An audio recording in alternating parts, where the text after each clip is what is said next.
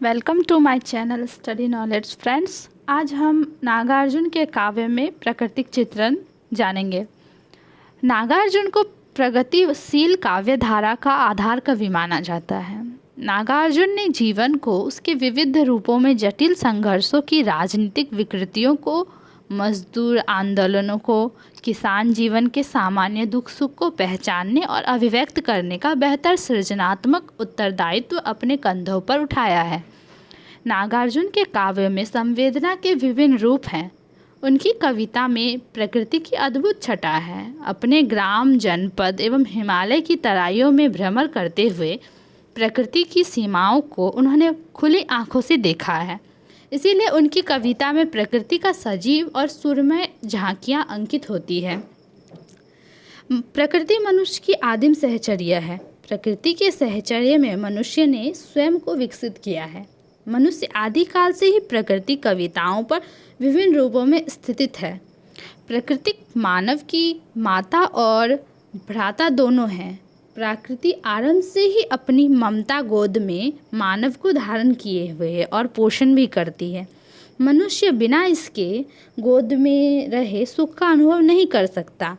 पेड़ पौधे, नदी, वन, चंद्रमा, झरना, इंद्रधनुष, सतरंगी छटा, उषा और संध्या की मनोहर छवि, वन में मृगों की और पशुओं की मनोहक मुस्कान, कोयल की कूक आदि सभी प्रकृति की जो विभिन्न रूप हैं, ये बहुत सौंदर्यमय हैं।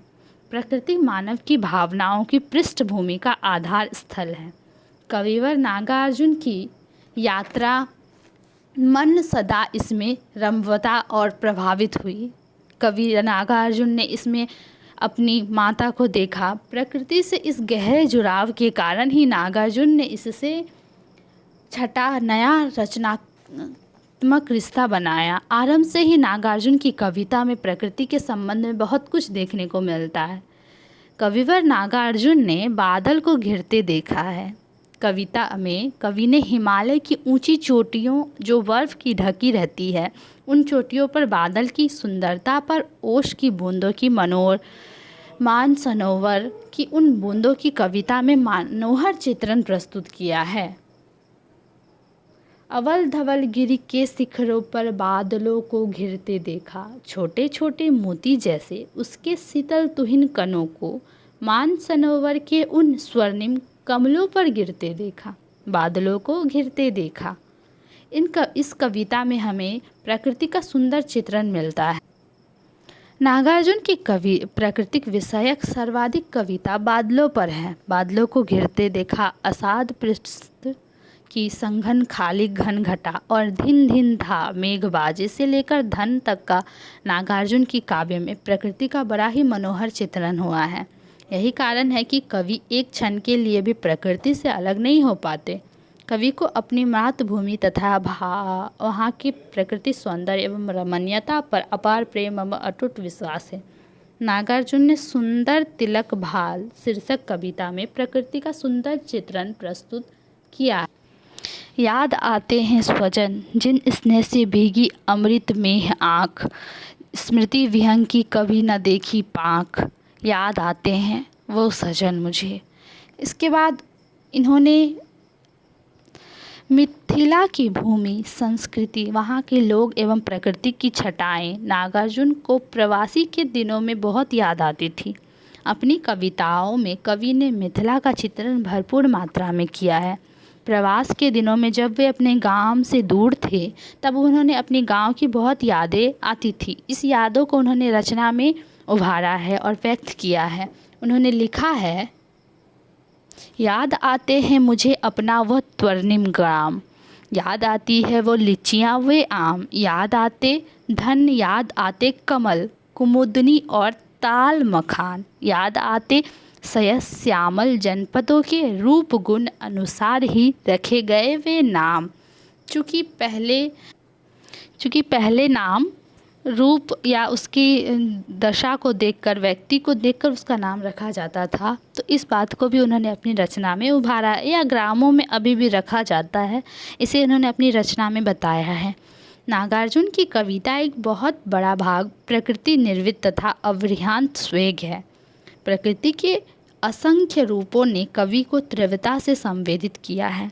रजनीगंधा कविता में कवि ने प्रकृति का बड़ा ही आनंदमय प्रस्तुति किया है, जो नाना प्रकार के पुष्प, कमल, कुमुदिनी आदि कवि के मानसपल पर कदम के फूल विद्यमान हैं, ऐसा इन्होंने रचना में दिखाया है। तुम खिलो रात की रानी, हो ग्लान भले यह जीवन और जवानी। तुम खिलो रात की रानी, पहरी परिवेष्टित इस वंदिशला में, मैं श्रुदु सही पर ताजी रहे कहानी। तुम खिलो रात की रानी। इन कविता में प्रकृति की मन स्पष्ट है, जिससे आलंब एवं उद्दीपन रूप के साथ साथ प्रकृति का सौंदर्य रूप प्रकट होता है।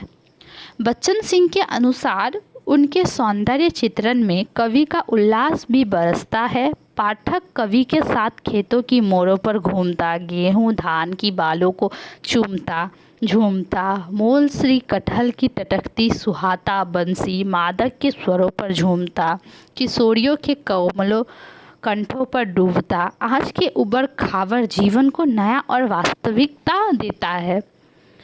मनुष्य को करने वाले अपनी अधिकारों का बोध कराने वाली स्वतंत्रता, असमानता और बंधुत्वता का स्वतंत्र पाठ पढ़ाने का जीवन प्रकृति नागार्जुन को उत्साह और आनंद से भर देता है।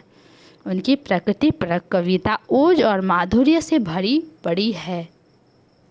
हरे हरे नए नए पात, पकड़ी के ठठ लिए अपने सब गात, पोर पोर डाल डाल, पैठ पीठ और दायरा विशाल।